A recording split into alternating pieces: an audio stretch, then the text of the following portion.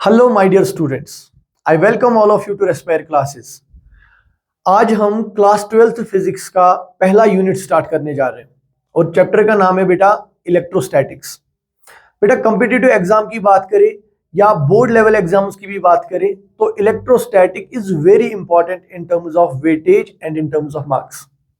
ठीक है ना। इस यूनिट को हम बेटा तीन पार्ट्स में स्टडी करेंगे। पहला पार्ट होगा इलेक्ट्रोस्टैटिक फील्ड्स एंड चार्ज, दूसरा होगा इलेक्ट्रोस्टैटिक पोटेंशियल और तीसरा होगा कैपेसिटर्स। बेटा काफी लेंथी चैप्टर है और बहुत ही वेटेज होती है इसकी किसी भी कॉम्पिटिटिव एग्जाम में, एंड इवन बोर्ड में भी इसकी अच्छी खासी वेटेज होती है और काफी अच्छे लेवल के क्वेश्चन बनते हैं इसमें।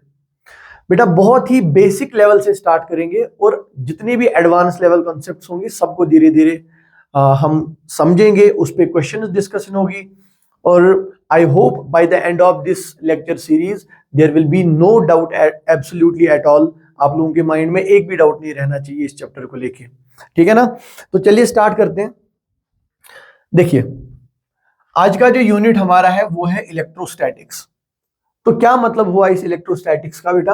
ये जो इलेक्ट्रोस्टैटिक है इसको ब्रेक डाउन करते हैं दो वर्ड्स में। पहला वर्ड आएगा इलेक्ट्रो, और we know that this electro is something related to charge. It is something related to charge. Okay और दूसरा बेटा ये स्टैटिक वर्ड जो है, ये स्टैटिक वर्ड जो है, static means at rest. Static means at rest. तो इसका क्या मतलब हुआ? जब हम इलेक्ट्रोस्टैटिक्स पढ़ रहे हैं so we are talking about charges that are at rest. ठीक है ना। यानी हम ऐसे चार्जेस की बात कर रहे हैं जो कि रेस्ट पे होंगे। तो यहां पर हम क्या डिस्कशन करेंगे इस इलेक्ट्रोस्टैटिक्स में? We will discuss about properties of charge. We will discuss about properties of charge at rest. ठीक है ना। तो अगर हम बेटा इलेक्ट्रोस्टैटिक्स की बात करें तो इलेक्ट्रोस्टैटिक्स में हम प्रॉपर्टीज ऑफ चार्जेस की बात करेंगे, but when the charges are at rest. ये रहा बेटा, this is what we have to study. ठीक है ना। वी विल स्टडी कि क्या इफेक्ट चार्ज प्रोड्यूस करता है जब ये रेस्ट पे होगा, या क्या इफेक्ट ये एक्सपीरियंस करता है जब ये रेस्ट पे होगा। ठीक है ना। चलिए अब देखते हैं जो पहला कंसेप्ट है बेटा इस यूनिट का, वो है चार्ज के बारे में कि ये चार्ज होता क्या है। चलिए देखते हैं। बेटा देखिए एक जनरल आइडिया मैं देता हूं आपको चार्जेस के बारे में। एक चार्ज जो है ना ये किसी भी मैटर की एक प्रॉपर्टी है। जैसे बेटा ये स्टाइलस मेरे हाथ में, so this stylus is matter obviously. बेटा अगर इसमें चार्ज है तो चार्ज इस स्टाइलस का वो प्रॉपर्टी होगा जिसकी वजह से ये stylus electric and magnetic effect produce करेगा। फिर से बता रहा हूं, charge is that property of an object due to which this object produces electrical and magnetic effects. Not only this, सिर्फ इतना नहीं, इस चार्ज की वजह से एक तो ये ऑब्जेक्ट इलेक्ट्रिक और मैग्नेटिक इफेक्ट्स प्रोड्यूस करता है और खुद भी इलेक्ट्रिक और मैग्नेटिक इफेक्ट्स को एक्सपीरियंस करता है। यानी किसी और ऑब्जेक्ट का अगर इलेक्ट्रिक और मैग्नेटिक फील्ड हो तो ये उसको एक्सपीरियंस भी करेगा। ठीक है ना। I hope this thing is clear to you. Let's write it down. So we say that बेटा हम कहेंगे कि charge is that property of an object due to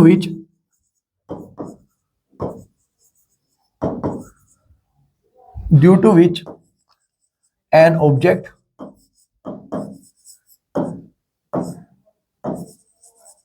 creates electric and magnetic effects.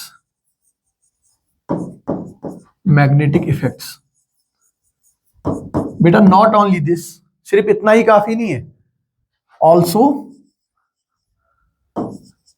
An object. बेटा इसी charge की वजह से एक ऑब्जेक्ट क्या करेगा?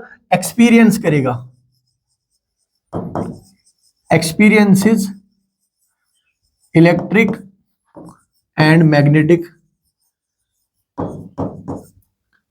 experiences electric and magnetic effects produced by other charged objects. Other charged objects. ठीक है ना? I hope this definition is very much clear to all of you. कि सर एक चार्ज क्या होता है? चार्ज होता है एक ऑब्जेक्ट अगर चार्जड है तो ये इलेक्ट्रिक इफेक्ट्स प्रोड्यूस करेगा यानी इलेक्ट्रिक फील्ड, और मैग्नेटिक इफेक्ट्स प्रोड्यूस करेगा यानी मैग्नेटिक फील्ड, और किसी और चार्ज की वजह से जो इलेक्ट्रिक और मैग्नेटिक फील्ड बना होगा उसको भी एक्सपीरियंस करेगा. So this is what A charge is. बेटा ये जो चार्ज है ना इसको हम रिप्रेजेंट करते हैं क्यू से. वी से दिस इज चार्ज क्यू, और कहीं कहीं पे स्मॉल क्यू से भी रिप्रेजेंट कर देते हैं इस चार्ज को. ठीक है ना? और बेटा ये जो चार्ज है क्यू, अगर हम क्यू चार्ज की बात करें, ये क्यू बराबर होता है I into T, where I is current and T is time. तो ये बात आप याद रखेंगे कि ये जो क्यू है it is equal to q is equal to I t. ठीक है ना? और यहां से आप देख सकते हैं, अगर मैं इसका यूनिट यहां पे डिस्कस करूं, अगर मैं इसका यूनिट डिस्कस करूं तो इस चार्ज का जो यूनिट है ना बेटा वो होता है कूलम. वो होता है कूलम. ठीक है ना? और ये जो कूलम है इट इज एसआई यूनिट. ये एसआई यूनिट होता है चार्ज का. एक और यूनिट होता है बेटा कूलम की जगह जिसे हम कहते हैं ईएसयू. ईएसयू मतलब होता है इलेक्ट्रोस्टैटिक यूनिट. और बेटा ये जो इलेक्ट्रोस्टैटिक यूनिट है it is a CGS unit.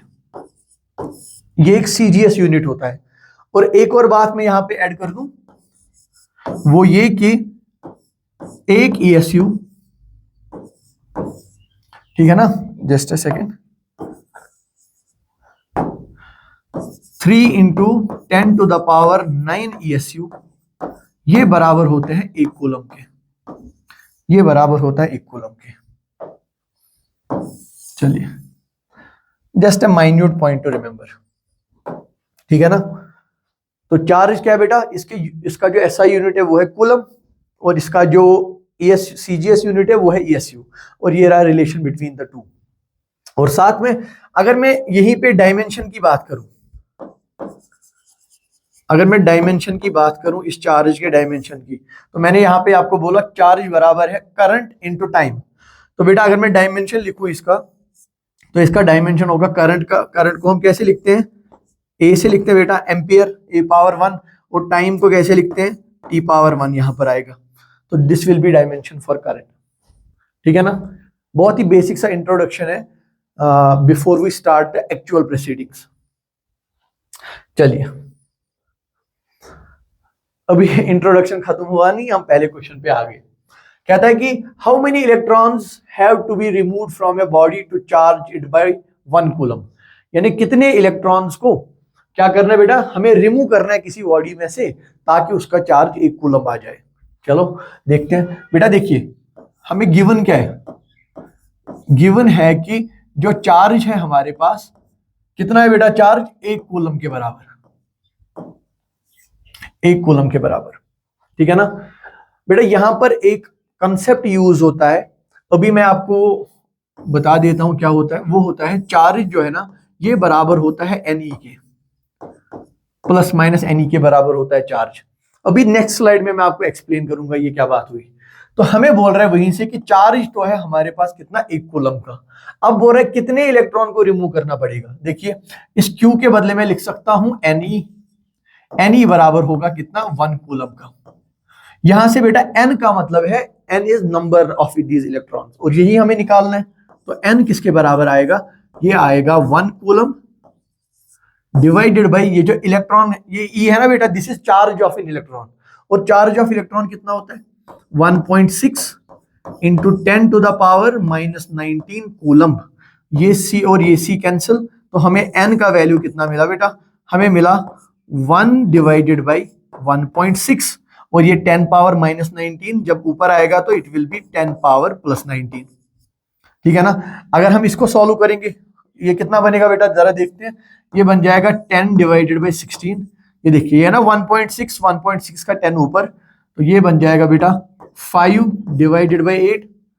इसको 50 बनाओ तो 0.8 8 5 आर 40, 8 6 आर 48, बचा 2, 8 2 आर 16, बचा 4, 8 5 are 40.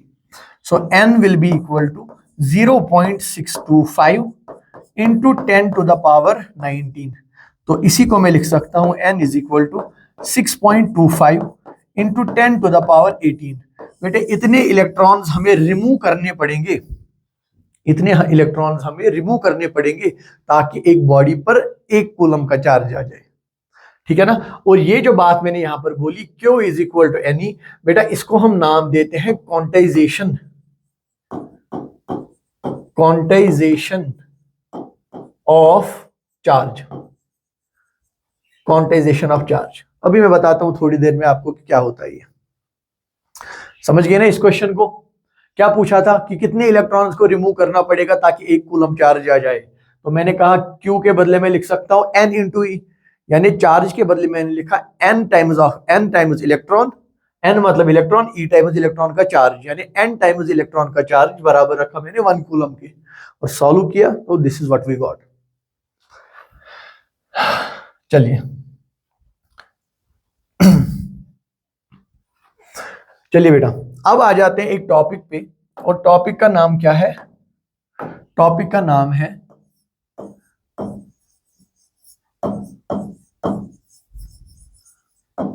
Properties of charge, properties of charge. चलिए डिस्कस करते हैं प्रॉपर्टीज ऑफ चार्ज को। पहली property of charge, scalar, scalar quantity.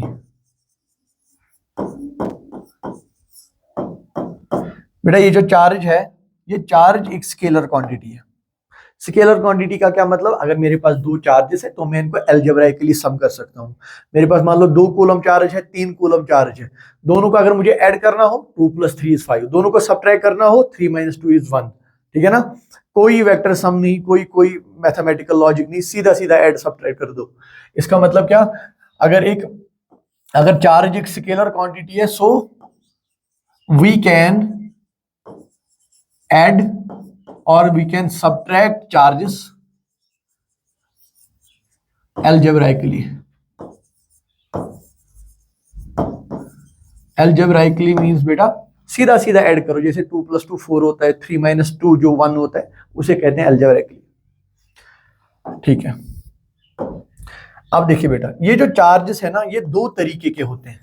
Charges या तो पॉजिटिव होंगे या तो नेगेटिव होंगे, ठीक है ना। ये 2 तरीके के चार्जेस होते हैं हमारे पास। अब बताता हूं क्या मतलब है इसका।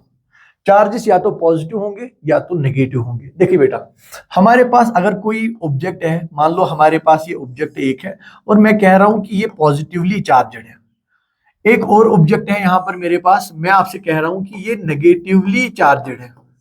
और यहां पर एक और ऑब्जेक्ट है हमारे पास, मैं आपसे कह रहा हूं कि इट इज न्यूट्रल, ठीक है ना। 3 तरह के चार्जेस है हमारे पास। देखो बेटा, चार्जेस को मैं तब पॉजिटिव मानूंगा जब number of electrons less than होंगे नंबर ऑफ प्रोटॉन्स से। देखिए बेटा, प्रोटॉन का चार्ज पॉजिटिव, इलेक्ट्रॉन का चार्ज नेगेटिव, तो मैं कहूंगा पॉजिटिवली चार्ज कब होगा? मान लो मेरे पास एक ऑब्जेक्ट है जिसमें 100 प्रोटॉन्स है और मेरे पास इसी ऑब्जेक्ट में 90 इलेक्ट्रॉन्स हैं। तो बेटा 90 इलेक्ट्रॉन्स और 90 protons will cancel each out, वो एक दूसरे को न्यूट्रलाइज कर देंगे, तो वहां पर बचे 10 प्रोटॉन्स। तो 10 प्रोटॉन्स की वजह से पॉजिटिव चार्ज आएगा। दूसरा, यहां पर number of electrons greater than होगा नंबर ऑफ प्रोटॉन्स। बेटा जब नेगेटिव चार्ज ज्यादा होगा तो नेगेटिवली चार्ज आएगा। तो गेस करो न्यूट्रल में क्या होगा?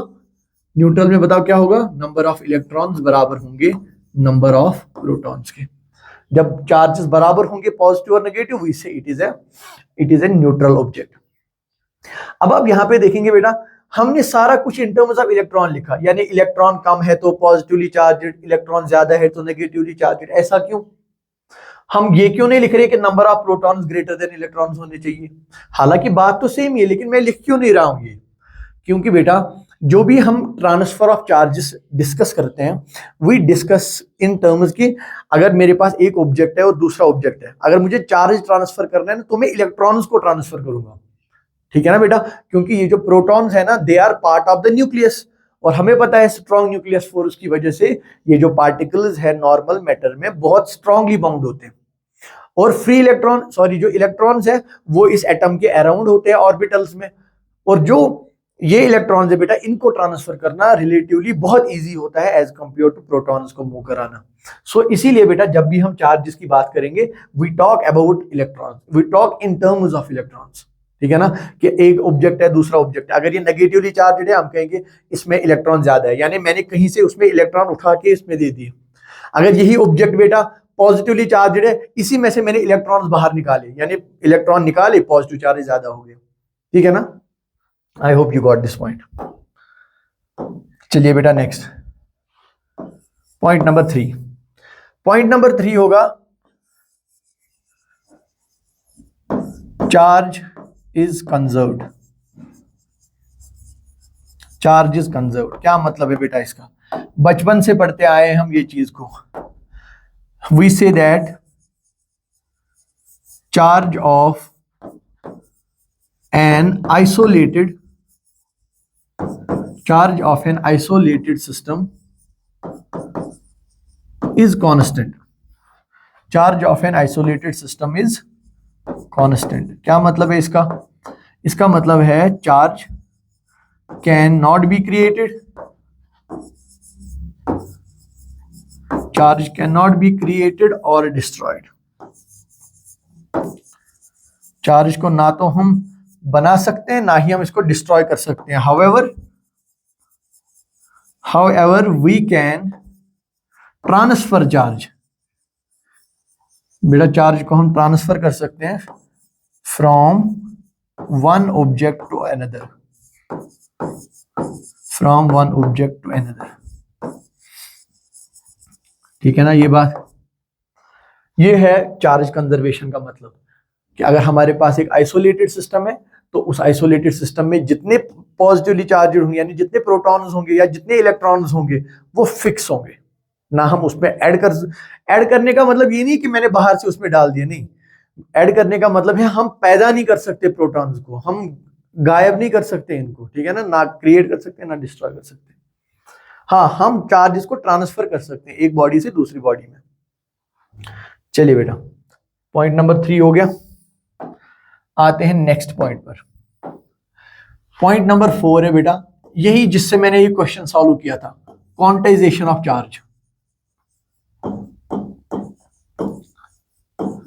क्वांटाइजेशन ऑफ चार्ज बहुत ही इंपॉर्टेंट है बेटा ये वाला पॉइंट, ये पॉइंट बड़ा ही इंपॉर्टेंट है, इसीलिए मैं इसको स्टार करके लिख रहा हूं, स्टार करके लिख रहा हूं। चलिए देखते हैं क्या मतलब होता है इस क्वांटाइजेशन का। पहले मैं मैथमेटिकली लिख दूं कि क्वांटाइजेशन होता क्या है।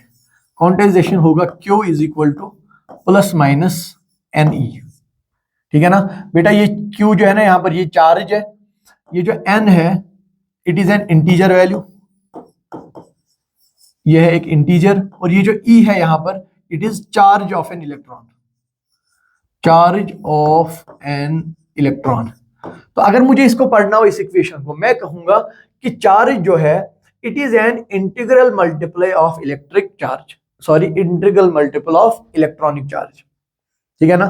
सर इसका मतलब क्या हुआ, देखिए बेटा अगर हम कोई ट्रांजैक्शन कर रहे हैं ना इन कैश, हम पैसे दे रहे हैं किसी को, तो हम कैसे पैसे दे सकते हैं जरा आप मुझे ध्यान से बताइए। हम 1 रुपया दे सकते हैं, सबसे छोटा वैल्यू आज के टाइम में क्या चलता है, 1 रुपया। क्या मैं बोल दूं आपको कि मैं 50 पैसे दे दूं आपको कैश में, तो नहीं चलेगा ना ये बात। तो 1 रुपया चलेगा, 2 चलेगा, 3 चलेगा, 4, 5, 6 ऐसे करके आगे आगे, यानी हमारे पास जो अभी करेंसी चल रही है वो इन टर्म्स ऑफ 1 रुपी चल रही है। अगर मैं कह रहा हूं मैंने किसी को 1 लाख रुपया ट्रांसफर किया, तो 1 लाख मतलब क्या होगा, वो 1 लाख कॉइन्स ही होंगी ना बेटा 1 रुपी की, अगर हम बेसिक लेवल पे देखें। तो मैं कहूंगा कि ये जो हमारे पास पैसा है it is quantized in terms of 1 rupees, ठीक है ना। यानी मान लो मैं कहूंगा मेरे पास कितने पैसे, मेरे पास है 5000, तो इन टर्न में कह रहा हूं मेरे पास मनी जो है ना वो 5000 सिक्कों के बराबर, 5000 1 रुपये के बराबर है। सेम वे में बेटा अगर मैं दुनिया का कोई भी चार्जड ऑब्जेक्ट ले लूं, कोई भी, मैं जादू से एक चार्जड ऑब्जेक्ट मैंने बना लिया और मैं चेक करूंगा इस चार्जड ऑब्जेक्ट पे कितना चार्ज है, वो चार्ज बेटा हमेशा एक इंटीग्रल मल्टीप्लाई होगा इलेक्ट्रॉनिक चार्ज का, यानी इस इलेक्ट्रॉनिक चार्ज को जो कि बराबर है 1.6 into 10 to the power -19 coulomb. बेटा इस वैल्यू को मैं किसी इंटीजर से मल्टीप्लाई करूंगा और वो बराबर आ जाएगा मेरे हाथ में ये कितना चार्ज है, ठीक है ना। यानी अगर हमारे पास कोई चार्ज है तो मैं उसको लिखना, मैं I should be able to write it in terms of some integer value multiplied by charge of electron. तब जाके I will say that the charge of this object is quantized. ठीक है ना।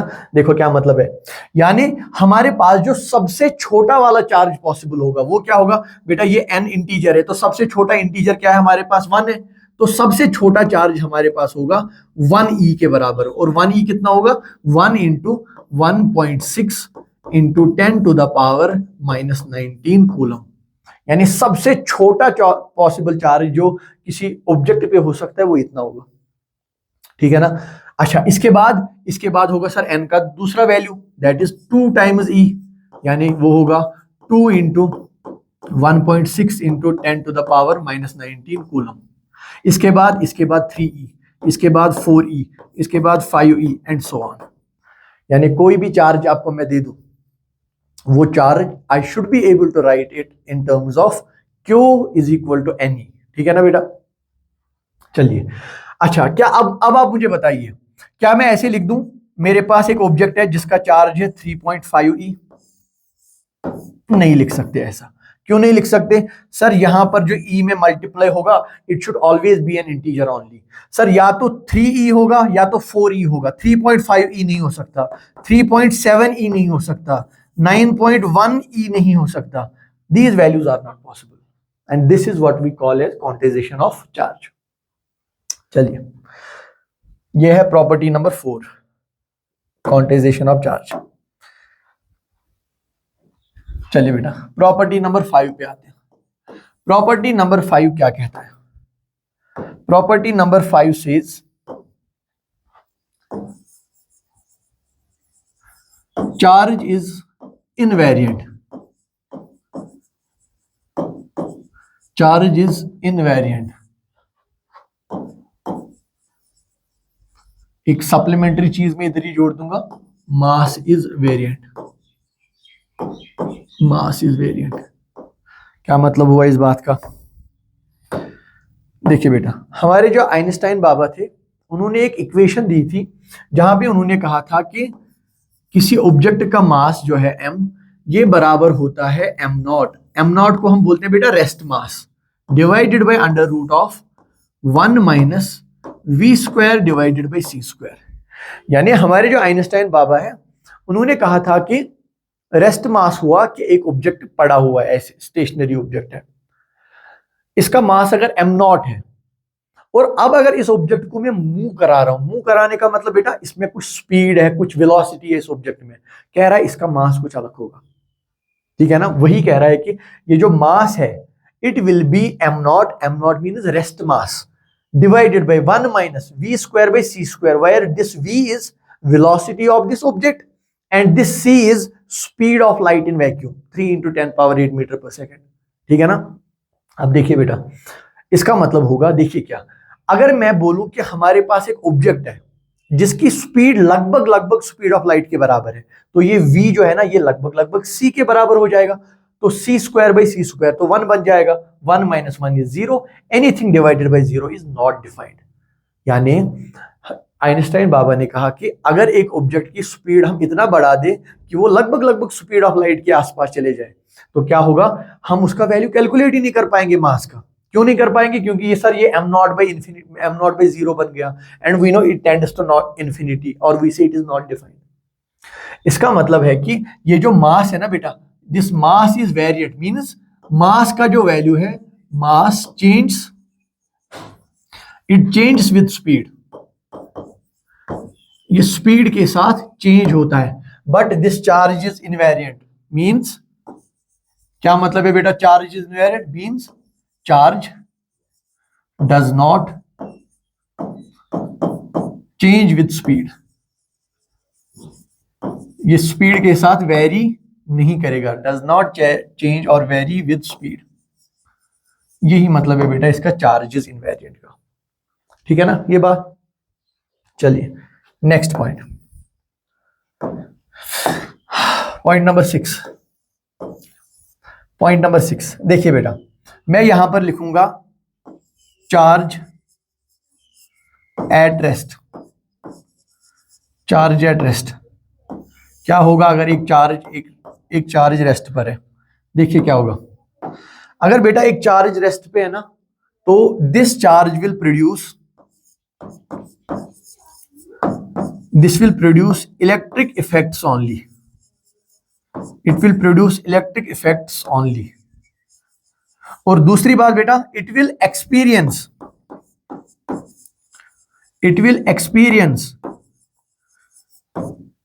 Electric effects only. समझ गए इस बात को? यानी अगर एक चार्ज रेस्ट पे है, चार्ज एट रेस्ट क्या बेटा, रुका हुआ है एक जगह पे, तो ये इलेक्ट्रिक फील्ड तो प्रोड्यूस करेगा, और किसी दूसरे ऑब्जेक्ट का इलेक्ट्रिक फील्ड होगा तो वो भी महसूस करेगा अपने आप पे, प्रोड्यूस भी करेगा, फील भी करेगा, लेकिन मैग्नेटिक इफेक्ट्स नहीं। यानी charges at rest only produces electric effects and only experiences electric effects. सीधी सीधी बात है ये बेटा। Point number 6। चलिए पॉइंट नंबर 7। पॉइंट नंबर 7 होगा charges moving with constant velocity. अब देखिए बेटा, अगर चार्जेस है ना स्टेशनरी एट रेस्ट, तो मैंने आपसे कहा वो सिर्फ और सिर्फ इलेक्ट्रिक इफेक्ट्स क्रिएट करेंगे या इलेक्ट्रिक इफेक्ट्स को फील करेंगे। लेकिन अब अगर एक चार्ज मूव कर रहा है, if A charge is moving, तो बेटा ये इलेक्ट्रिक इफेक्ट्स भी बनाएगा, मैग्नेटिक इफेक्ट्स भी बनाएगा। इलेक्ट्रिक इफेक्ट्स फील करेगा, मैग्नेटिक इफेक्ट्स फील करेगा। ठीक है ना? तो मैंने लिखा अगर एक चार्ज कांस्टेंट वेलोसिटी से मूव कर रहा है तो क्या होगा बेटा, it will create electric as well as magnetic effects, and it will experience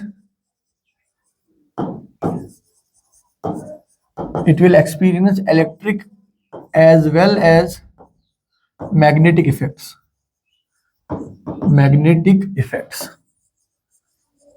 ठीक है ना बेटे? तो आपको ये बात याद रखनी है कि जब चार्ज मूव कर रहा होगा ये इलेक्ट्रिक फील्ड भी बनाएगा, ये मैग्नेटिक फील्ड भी बनाएगा, इलेक्ट्रिक इफेक्ट्स भी फील करेगा और मैग्नेटिक इफेक्ट्स भी फील करेगा। बेटा इसी मोशन में एक और केस है जो मुझे आपको बताना है, ये थोड़ा सा खास है, वो है लास्ट वाला पॉइंट इसमें कि if charge is moving with variable velocity,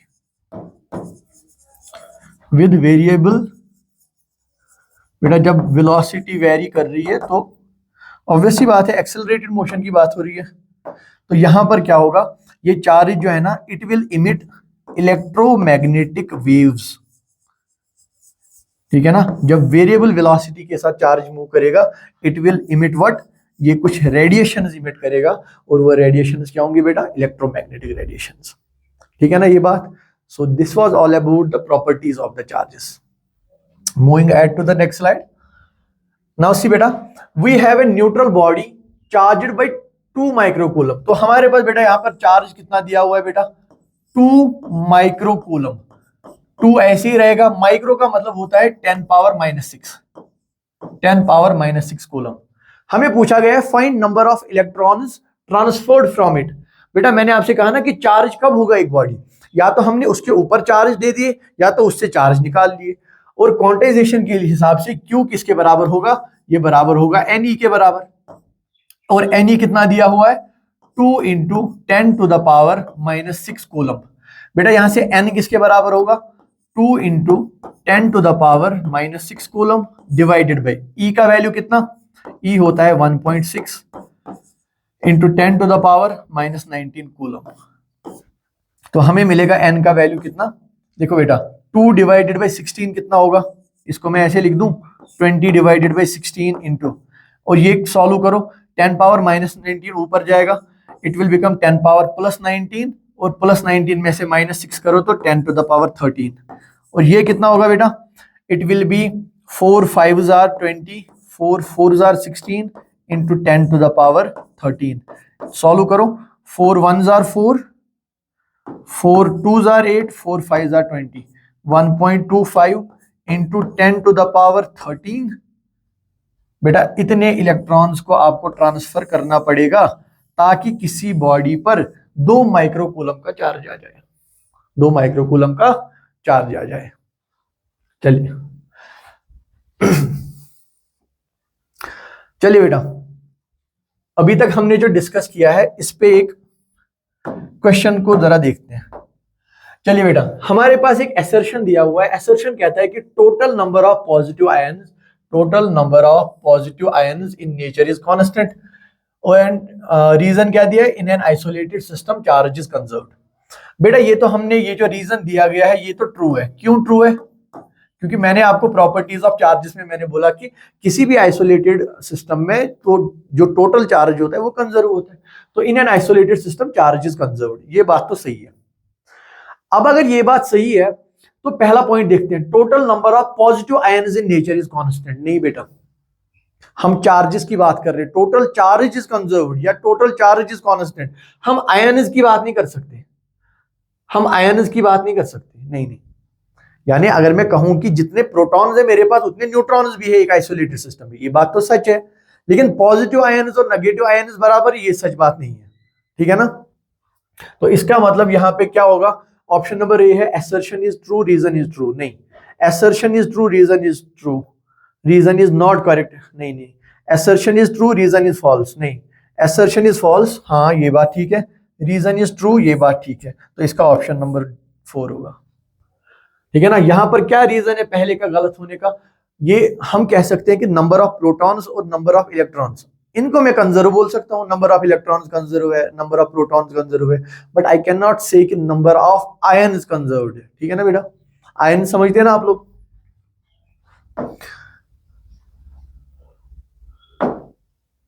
चलिए अब देखिए बेटा, कह रहा है कि a neutral body is charge negatively.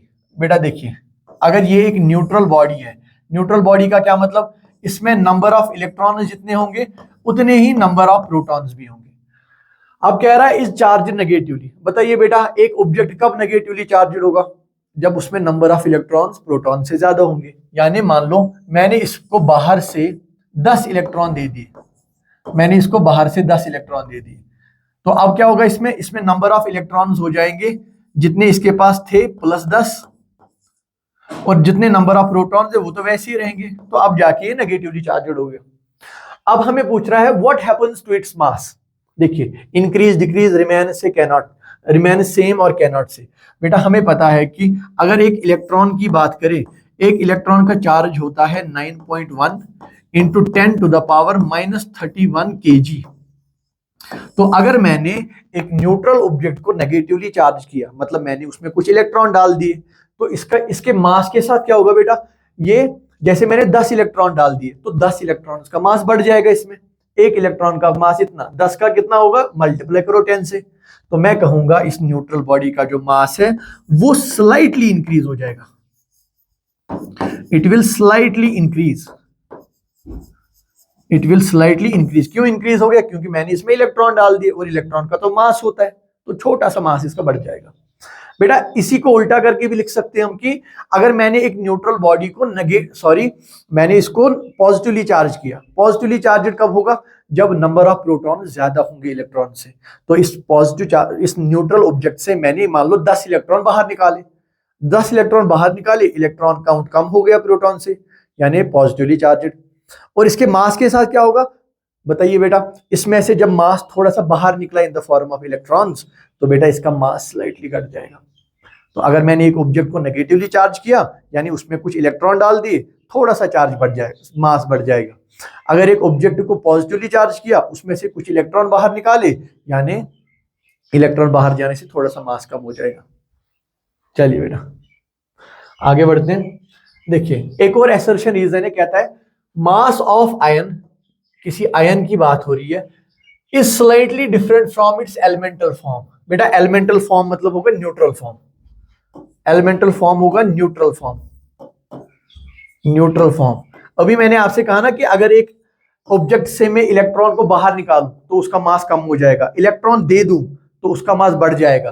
तो क्या, अब जब मैंने इलेक्ट्रॉन बाहर निकाली तो एक आयन बन गया, या इलेक्ट्रॉन दिए एक्स्ट्रा तब भी एक आयन बन गया।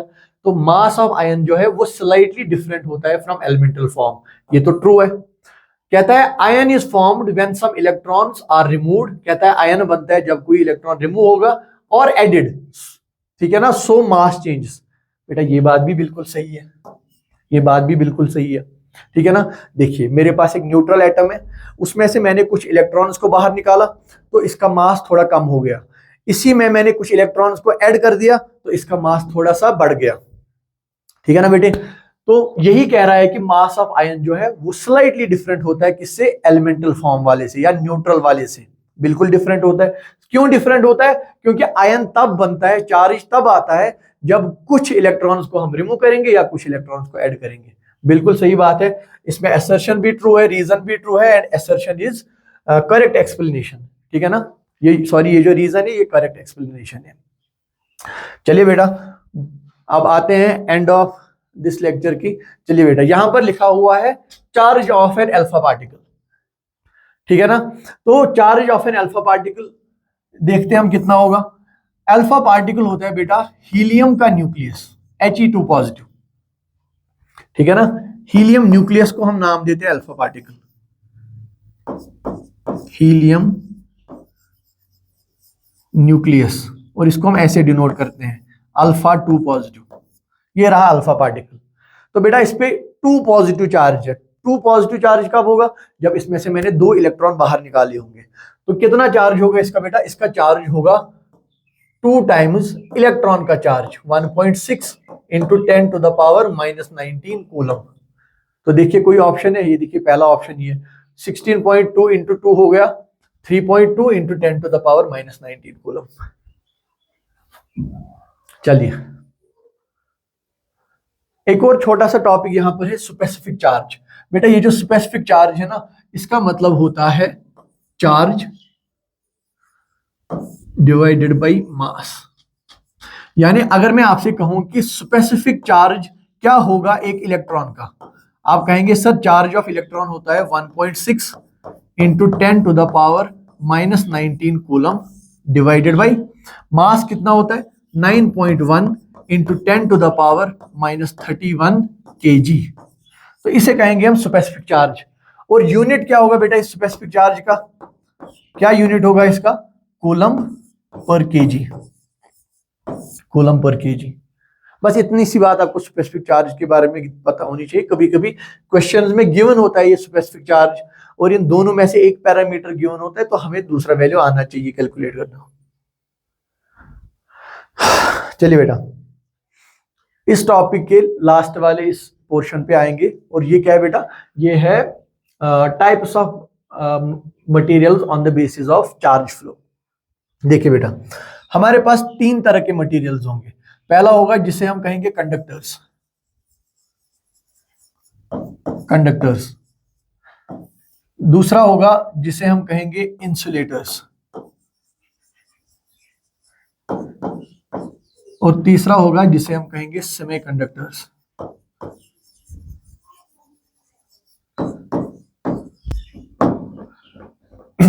ठीक है बेटे, ये 3 चीजें होगी।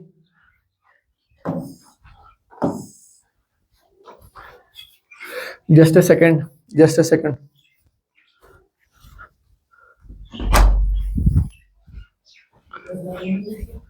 चलिए बेटा कंटिन्यू करते हैं अपने लेक्चर को। ये देखिए types of materials on the basis of charge flow. बेटा पहला मैंने आपसे कहा कंडक्टर्स। ये कंडक्टर्स बेटा वो मटेरियल्स होंगे बेटा ये वो मटेरियल होंगे जिनमें फ्री इलेक्ट्रॉन्स अबंडेंस में होंगे, यानी इनमें बेटा भर की फ्री इलेक्ट्रॉन्स होते हैं, भर की फ्री इलेक्ट्रॉन्स होते हैं इनमें। और यही फ्री इलेक्ट्रॉन्स बेटा these are carriers of energy and charge. Charge यही फ्री इलेक्ट्रॉन कैरी करते हैं, किसी ऑब्जेक्ट में, किसी मटेरियल में एक जगह से दूसरी जगह चार्ज भी यही फ्री इलेक्ट्रॉन्स कैरी करते हैं और एनर्जी भी यही फ्री इलेक्ट्रॉन्स कैरी करते हैं। और बेटा ये जो कंडक्टर्स है ना, इनकी सबसे बेहतरीन एग्जांपल होती है मेटल्स। इनकी सबसे बेहतरीन एग्जांपल क्या है? वो है मेटल्स। इन मेटल्स में बेटा बहुत हाई क्वांटिटी में ये फ्री इलेक्ट्रॉन्स होते हैं। देखिए क्यों। अगर मैं मेटल्स की बात करूं बेटा, तो ये न्यूक्लियस मान लो, और न्यूक्लियस के अराउंड बेटा शेल्स में इलेक्ट्रॉन्स रिवॉल्व करते हैं। और ये जो आउटर मोस्ट शेल का जो ये इलेक्ट्रॉन है बेटा, ये वीकली बाउंड होता है इस न्यूक्लियस के साथ। यानी अगर इसको हल्की सी भी एनर्जी मिल जाए तो ये इलेक्ट्रॉन बाहर निकल जाता है और बन जाता है free electron. And these free electrons बेटा, ये जो फ्री इलेक्ट्रॉन है, they stay in the lattice. These electrons stay in the lattice. यानी अगर मेरे पास मान लो ये एक मटेरियल है, इसमें अगर फ्री इलेक्ट्रॉन बन गया तो ये लेटिस में पड़ा रहेगा, ये लेटिस में पड़ा रहेगा। और यही फ्री इलेक्ट्रॉन्स रिस्पॉन्सिबल होते हैं किसके लिए? चार्ज को एक जगह से दूसरी जगह ले जाने के लिए, या एनर्जी को एक जगह से दूसरी जगह ले जाने के लिए। ये हो गया point number 1 related to this. Point number 2 क्या होगा इसमें बेटा? देखिए ये जो कंडक्टर्स है ना, मान लो हमारे पास इस तरीके का एक कंडक्टर है और मैं आपसे कह रहा हूं मैंने इस पे 100 इलेक्ट्रॉन्स मैंने दे दिए इस पे, यानी नेगेटिव चार्ज ऐसे मैंने इस पे स्प्रिंकल कर दिया, 100 इलेक्ट्रॉन्स मैंने इस पे ऐसे डाल दिए। बेटा इसमें एक प्रॉपर्टी होती है कंडक्टर्स में कि ये इलेक्ट्रॉन्स एक दूसरे को रिपेल करेंगे, क्योंकि ये लाइक चार्जेस है ना। हमें पता है कि like charges repel each other, unlike charges attract each other. तो अगर ये चार्जेस एक दूसरे को रिपेल करेंगे तो क्या होगा इन कंडक्टर्स में बेटा? देखिए क्या होगा। जितना भी चार्ज हमने इस कंडक्टर को दिया वो सारा का सारा चार्ज बेटा इसकी सरफेस पे आ जाएगा। ये सारा का सारा चार्ज इसकी सरफेस पे रिसाइड करेगा। बेटा ये एक प्रॉपर्टी है जिसे हम कहते हैं कि charges try to achieve a state of minimum potential energy. अभी एक्सप्लेन नहीं कर पाऊंगा आपको, ये आगे जाके डिटेल के साथ में बताता हूं। तो यहां पर आप प्रॉपर्टी याद रखना कि जो भी हम एक्स्ट्रा चार्ज एक में कंडक्टर को देंगे वो सारा का सारा चार्ज उस कंडक्टर की सरफेस पर आ जाएगा, उसकी लेटिस में नहीं रहेगा बेटा, अंदर नहीं रहेगा, बाहर आ जाएगा सरफेस के ऊपर। ठीक है ना? चलिए अगला देखते हैं। दूसरा होगा बेटा, पहला तो कंडक्टर था, दूसरा है इंसुलेटर। दूसरा है इंसुलेटर। बेटा ये जो इंसुलेटर है ना, इस इंसुलेटर में जो फ्री इलेक्ट्रॉन्स है ना, फ्री इलेक्ट्रॉन्स, उनका काउंट नेग्लिजिबल होता है। नेग्लिजिबल फ्री इलेक्ट्रॉन काउंट होता है। इसका क्या मतलब हुआ? इसका मतलब हुआ कि जो आउटर मोस्ट शेल होती है इन इंसुलेटर्स में, उसमें जो इलेक्ट्रॉन्स हैं, these are tightly bound with the nucleus. इनको न्यूक्लियस से अलग करना इजी नहीं होता, बहुत डिफिकल्ट होता है। और बेटा जब डिफिकल्ट है इनको अलग करना, तो इनके पास ऑलरेडी फ्री इलेक्ट्रॉन्स की क्वांटिटी बहुत ही कम होती है। और हमें पता है चार्ज कौन फ्लो कराता है, सॉरी एक जगह से दूसरी जगह कौन ले जाता है? Sir free electrons. एनर्जी एक जगह से दूसरी जगह कौन ले जाता है? Sir free electrons. अब अगर इसमें फ्री इलेक्ट्रॉन्स ही नहीं है तो ये एनर्जी को भी एक जगह से दूसरी जगह नहीं भेजेगा। जैसे हीट एनर्जी है तो ये हीट को भी कंडक्ट नहीं करते, ये चार्ज को भी कंडक्ट नहीं करते। ठीक है ना? ऐसे मटेरियल्स को हम बोलते हैं इंसुलेटर्स। अब देखते हैं इंसुलेटर्स का चार्ज डिस्ट्रीब्यूशन क्या है। जैसे मैंने कंडक्टर्स में आपसे कहा था कि अगर हम उनको कुछ चार्ज एक्स्ट्रा दे दें तो उनका जो चार्ज डिस्ट्रीब्यूशन है वो सारा का सारा सरफेस पे आ जाएगा। इस केस में क्या होगा? इंसुलेटर पे मान लो बेटा ये रहा, ये हमारे पास एक इंसुलेटर है और इस इंसुलेटर पे मैंने ऐसे इलेक्ट्रॉन्स को डिस्ट्रीब्यूट कर दिया ऐसे। देखिए बेटा, हालांकि ये एक इलेक्ट्रॉन अगर है ये दूसरे इलेक्ट्रॉन को रिपेल करेगा, they will repel each other, but बेटा इनके पास एक दूसरे को रिपेल तो करेंगे ही, लेकिन ये मूव नहीं कर सकते क्योंकि मूवमेंट तो फ्री इलेक्ट्रॉन्स की होती है। तो इसमें ऐसा नहीं होगा। अगर आप इस पे ऐसे मैंने चार्ज रख दिया ना, ये चार्ज ऐसा का ऐसा ही रहेगा, कंडक्टर्स में ऐसा नहीं हो रहा था। कंडक्टर्स पे अगर मैं चार्ज दे रहा था तो वो सरफेस पे आ रहा था, और इंसुलेटर्स पे अगर मैंने एक्स्ट्रा कुछ चार्ज ऐड कर दिया तो वो ऐसे ही रहेगा जैसे मैंने दिया। अगर मैं सरफेस पे ही सिर्फ दे दूं तो वो सिर्फ सरफेस पे ही रहेगा, अगर मैं पूरे बल्क में डिस्ट्रीब्यूट कर दूं तो वो वैसा ही पड़ा रहेगा। ठीक है ना, ये खुद को रीअरेंज नहीं कर पाता, जैसे कंडक्टर्स में रीअरेंज करके सरफेस पे आ गया था। ठीक है ना, ये पॉइंट भी। और इसमें जो लास्ट वाला टाइप है वो आता है सेमीकंडक्टर्स का। सेमीकंडक्टर्स, अब देखिए ये जो सेमीकंडक्टर है ना, आजकल जितने भी हमारे पास मोबाइल फोन्स है, स्मार्टफोन्स, कंप्यूटर सिस्टम्स, वो सारे के सारे इसी सेमीकंडक्टर इलेक्ट्रॉनिक्स पे बेस्ड है। और हमारे 12th क्लास फिजिक्स का लास्ट यूनिट जो है वो भी सेमीकंडक्टर ही है। तो देखिए ये जो सेमीकंडक्टर है ना, जैसे मैंने आपसे कहा था कि कंडक्टर्स में बहुत सारे फ्री इलेक्ट्रॉन्स होते हैं तो उनकी कंडक्टिविटी बहुत हाई होती है। इंसुलेटर्स में नेग्लिजिबल फ्री इलेक्ट्रॉन्स होते हैं तो उनकी कंडक्टिविटी भी नेग्लिजिबल ही होती है। लेकिन बेटा ये जो सेमीकंडक्टर है ना, ये बीच का चीज है इन दोनों में। ठीक है ना, इसमें हम क्या कर सकते हैं, we can control the conductivity. We can control the conductivity. We can control the conductivity क्या मतलब, हम इसमें जो करंट कैरियर्स है ना, चार्ज कैरियर्स जो होते हैं, फ्री इलेक्ट्रॉन जो होते हैं, हम उनको कंट्रोल कर सकते हैं। There is a technique called as doping. Doping से हम बेटा कंट्रोल कर सकते हैं कि कितने चार्ज कैरियर्स इसमें फ्लो करेंगे। दिस इज द रीजन बेटा why we use this in electronic devices, क्योंकि वहां पर हम कंट्रोल्ड चार्ज फ्लो कर सकते हैं। ठीक है ना बेटा, हमारे पास एक पूरा यूनिट है जहां पर हम ये सेमीकंडक्टर्स पढ़ेंगे। ठीक है ना, तो फिलहाल के लिए हमारे पास इतनी इंफॉर्मेशन काफी है इसके लिए कि इसमें ना तो कंडक्टर्स की तरह एबंडेंस में फ्री इलेक्ट्रॉन होते हैं, ना तो इंसुलेटर्स की तरह नेग्लिजिबल इलेक्ट्रॉन्स होते हैं, यानी इसमें बीच का कुछ अमाउंट होता है। चलिए अब देखिए बेटा, अब है कि हम किसी ऑब्जेक्ट को चार्ज कैसे कर सकते हैं, है ना। There are various methods of charging. कैसे हम किसी ऑब्जेक्ट को चार्ज कर सकते हैं, तो पहला मेथड जो है ना बेटा, उसे कहते हैं थर्मो आयनिक इफेक्ट। थर्मो आयनिक इफेक्ट क्या मतलब है इस थर्मो आयनिक इफेक्ट का, देखिए मान लो ये मेरे पास एक मटेरियल है बेटा, मान लो कोई मेटल है ये, इस मेटल को मैं हीट कर रहा हूं, इस मेटल को मैं हीट कर रहा हूं। बेटा थर्मो है तो ऑब्वियसली बात है, it is something related to heat. बेटा मैंने आपको अभी कहा कि जो कंडक्टर्स होते हैं उनका जो आउटर मोस्ट शेल में इलेक्ट्रॉन्स होते हैं वो थोड़ा कम फोर्स के साथ न्यूक्लियस के साथ बाउंड होते हैं। तो अगर हम उन्हें एक्सटर्नली कोई एनर्जी दे दें तो क्या होगा, वो फ्री हो जाते हैं, फ्री इलेक्ट्रॉन्स बना देते हैं वो। तो यहां पर भी वही होगा, जब मैंने इस मेटल को हीट किया तो यहां से कुछ इलेक्ट्रॉन्स उठ के निकल जाएंगे बाहर, और हमें पता है कि इलेक्ट्रॉन जब बाहर निकलेंगे किसी चीज से तो वो पॉजिटिवली चार्जड हो जाएगा। तो ये ऑब्जेक्ट जो मटेरियल है ये पॉजिटिवली चार्जड हो गया, और इसे कहते हैं हम थर्मोयोनिक इफेक्ट, या ये वो मेथड है जिससे हम हीट की वजह से एक ऑब्जेक्ट को चार्ज करेंगे। और ये जो इलेक्ट्रॉन्स निकले ना बेटा, इनको कहते हैं थर्मियॉन्स। इन इलेक्ट्रॉन्स को जो हीट की वजह से एक ऑब्जेक्ट से बाहर निकले इनको कहेंगे थर्मियॉन्स। चलिए दूसरा मेथड ऑफ चार्जिंग जो है, वो है photo electric effect. Photo electric effect. देखिए बेटा फोटो इलेक्ट्रिक इफेक्ट क्या है, हमारे पास यहां पर एक मेटल है बेटा।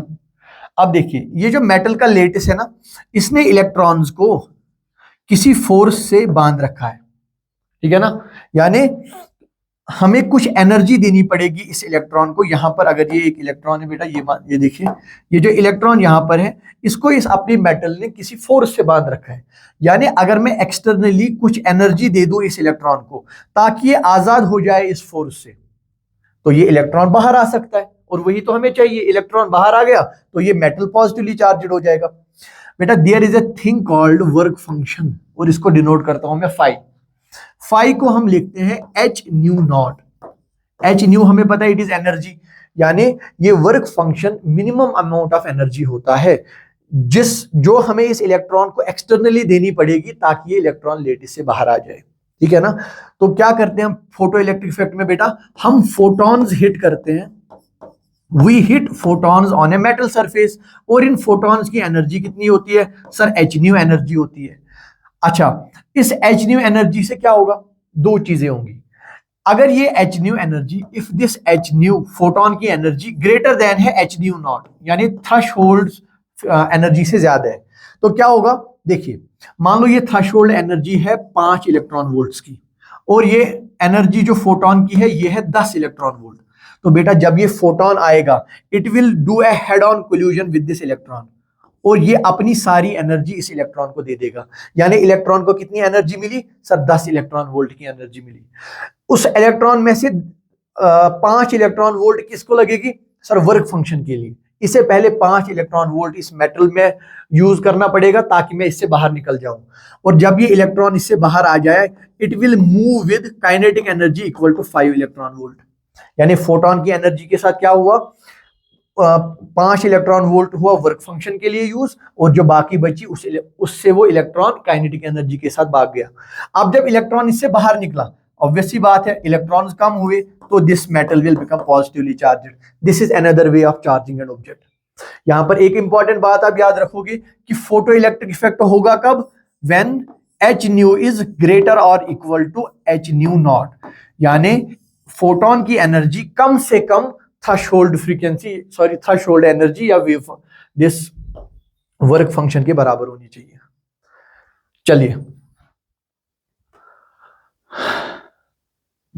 चलिए बेटा, इसमें अब पॉइंट नंबर 3 पे आएंगे।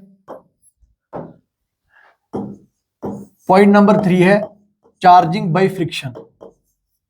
एक बहुत ही कॉमन एग्जांपल है बेटा कि हमारे पास मान लो एक गिलास रॉड है, एक गिलास रॉड है, और हमारे पास एक स्लिक का क्लॉथ है, स्लिक एंड दिस इज गिलास। अगर हम इनको एक दूसरे के साथ रब करेंगे तो क्या होगा बेटा, देखिए ये जो गिलास है ना, इसकी इलेक्ट्रॉन एफिनिटी कम होती है, इसकी इलेक्ट्रॉन एफिनिटी कम होती है as compare to silk. Electron affinity is low, यहां पर electron affinity is high, electron affinity is high. तो क्या होगा, when we will rub them, तो इस गिलास से कुछ इलेक्ट्रॉन्स बाहर निकलेंगे, कुछ इलेक्ट्रॉन्स निकले इलेक्ट्रॉन्स वो इस स्लिक पे आ जाएंगे। बेटा स्लिक पे हो गए एक्सेस ऑफ इलेक्ट्रॉन्स, यहां होगा number of electrons greater than number of protons, so it will be negatively charged. यहां से इलेक्ट्रॉन कम हुए, इलेक्ट्रॉन कम होने का मतलब number of protons greater than number of electrons, तो ये पॉजिटिवली चार्ज्ड हो जाएगा। फिर से अनदर मेथड ऑफ चार्जिंग, ठीक है ना। ओके, पॉइंट नंबर 3 हो गया। अब आते हैं पॉइंट नंबर 4 पे। पॉइंट नंबर 4 होगा conduction, charging by conduction, charging by conduction.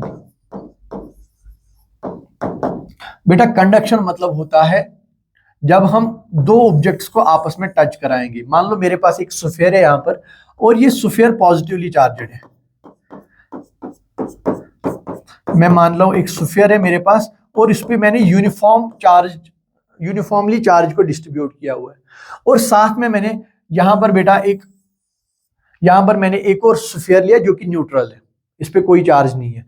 अगर मैं इस न्यूट्रल स्फीयर को बेटा उठा के, ये जो न्यूट्रल स्फीयर है इसको उठा के मान लो मैंने इसके साथ ऐसे टच कर दिया, ठीक है ना, यहां पर मैंने इसके साथ टच कर दिया। मैंने आपसे कहा था कि कंडक्टर्स में एक प्रॉपर्टी होती है कि वो चाहते हैं हमारे पास जो चार्ज है ना वो पूरा का पूरा सरफेस पे फैला हो। तो देखिए बेटा, अब इस चार्ज को और भी जगह मिल गई फैलने के लिए, तो ये चार्ज इस पे भी फ्लो हो जाएगा ऐसे ऐसे, इस पे भी थोड़ा सा चार्ज होके, अब देखिए बेटा इसका सरफेस एरिया ज्यादा हो गया, तो ये थोड़ा सा इस पे भी चार्ज फ्लो हो जाएगा। अब अगर मैं इन दोनों चार्जेस को अलग करूंगा बेटा, तो जो इनिशियली हमारे पास चार्ज था उसका थोड़ा सा पोर्शन इस पे रहेगा और थोड़ा सा पोर्शन इस पे रह गया। देखिए क्या था, पहले हमारे पास एक चार्जड स्फीयर था और एक न्यूट्रल स्फीयर था। अब उनको जब मैंने जोड़ के थोड़ी देर बाद अलग किया तो इस पे भी चार्ज आ गया, इस पे भी चार्ज आ गया, ठीक है ना। हम ये बिल्कुल डिटेल के साथ पढ़ेंगे कि अगर मैं दो चार्जेस को टच करूंगा किस पे कितना चार्ज रहेगा, ये हम बिल्कुल डिटेल के साथ पढ़ेंगे। और इस लेक्चर का बेटा लास्ट का पॉइंट जो मैं आपको बताने वाला हूं वो है point number 5 and that is charging by induction. Charging by induction. बेटा ये इंडक्शन में हम टच नहीं कराते दो ऑब्जेक्ट्स को। देखो क्या मतलब है इसका। आप मान लो यहां पर मेरे पास मान लो ये एक मेटल है और हमें पता है कि मेटल में इलेक्ट्रॉन जो है ना, फ्री इलेक्ट्रॉन्स एबंडेंस में होते हैं। और इसके साइड में बेटा यहां पर मैंने एक बहुत ही हाई चार्ज रख दिया, मान लो एक पॉजिटिव चार्ज मैंने रख दिया। ये एक पॉजिटिवली चार्ज्ड ऑब्जेक्ट है और ये एक मेटल है, ये एक मेटल है। बेटा ये जो यहां पर मैंने एक हाई पॉजिटिव चार्ज रखा है यहां पर, देखो ये क्या करेगा, इस मेटल में जो फ्री इलेक्ट्रॉन्स है ना ये उनको अट्रैक्ट करेगा अपनी तरफ, ये पॉजिटिव चार्ज। तो वो इलेक्ट्रॉन्स बेटा ऐसे आ जाएंगे, इस सरफेस पे आ जाएंगे, इस सरफेस पे इलेक्ट्रॉन्स आ जाएंगे और इस सरफेस पे पॉजिटिव चार्जेस रह जाएंगे। अब आप देखिए बेटा इनिशियली सिर्फ ये वाला ऑब्जेक्ट चार्ज था और ये तो न्यूट्रल था क्योंकि इसमें number of protons number of electrons के बराबर, अभी भी नंबर ऑफ पॉजिटिव चार्जेस बराबर है नंबर ऑफ नेगेटिव चार्जेस। लेकिन अब उनमें थोड़ा सा डिस्ट्रीब्यूशन आ गया, नेगेटिव चार्जेस इस पॉजिटिव चार्ज की वजह से, अट्रैक्शन की वजह से यहां आ गए और पॉजिटिव चार्जेस उधर चले गए। तो क्या होगा, ये मेटल हालांकि अभी भी न्यूट्रल है लेकिन इस पे अभी चार्ज आ गया। कैसे चार्ज आ गया सर, इसका एक साइड नेगेटिवली चार्ज बन गया, एक side positively. However due to this induction this entire object is still neutral. इसमें कोई इलेक्ट्रॉन्स ऐड नहीं होंगे, कोई इलेक्ट्रॉन इसमें सबट्रैक्ट नहीं होंगे। However there is only redistribution of charges. ठीक है ना बेटा। तो ये जो लेक्चर 1 था इलेक्ट्रोस्टैटिक्स का इंट्रोडक्टरी लेक्चर था बेटा, कुछ बेसिक कंसेप्ट हमने डिस्कस किए, कुछ छोटे मोटे क्वेश्चन भी डिस्कस किए और हमने ये पहला इंट्रोडक्टरी लेक्चर कंप्लीट किया बेटा आज। नेक्स्ट लेक्चर में हम कंटिन्यू करेंगे और भी बड़े कंसेप्ट्स के साथ। मिलते हैं अगले लेक्चर में। Thank you so much.